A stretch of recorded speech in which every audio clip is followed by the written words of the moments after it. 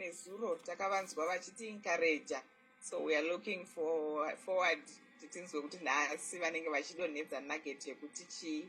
DrStem yanguva yenyu.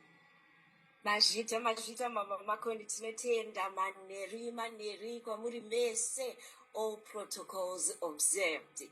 Today's faith encouragement, patience.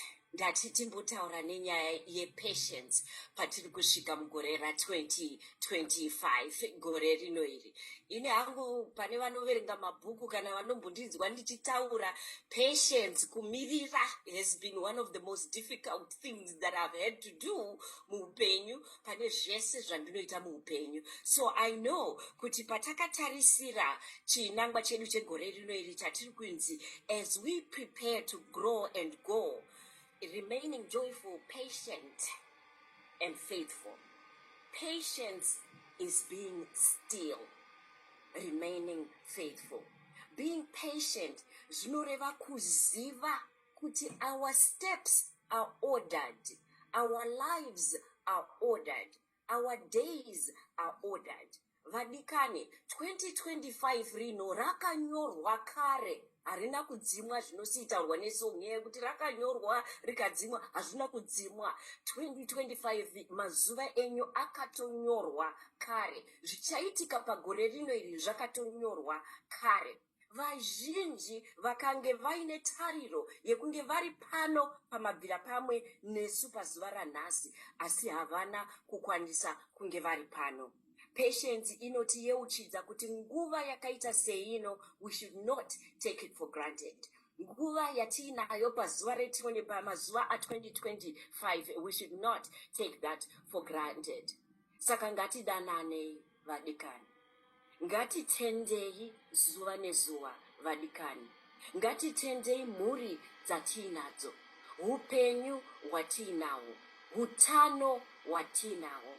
Many of us take for granted utano, health yedu. Asikuti tinokanganwa kuti just like that, unotanga kurwara, zvinhu zvigotadza kufamba semarongero aunenge waita. So for this 2025, pamazuva 10 anoaya, ngatiprepare kuti tiite vanhu vane patience dzakapetwa katatu.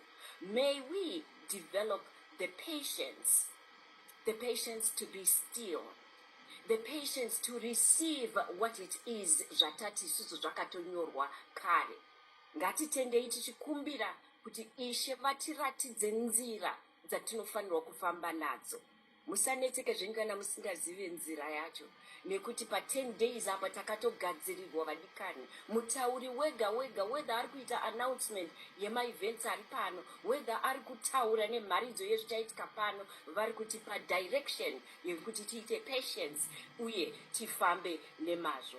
So be open to every chance yamuchavhurirwa muna 2025 unoyi. Pane ari pakati pedu ari kuti ini ndiri confused nekuti what am I supposed to do? What direction am I supposed to take? Ndinoti be still and be patient. Pa 10 days panapa pachavhurika nzira, muchadairwa mugoratidzwa clarity. This is today's faith encouragement. Ndini wenyu DrStem.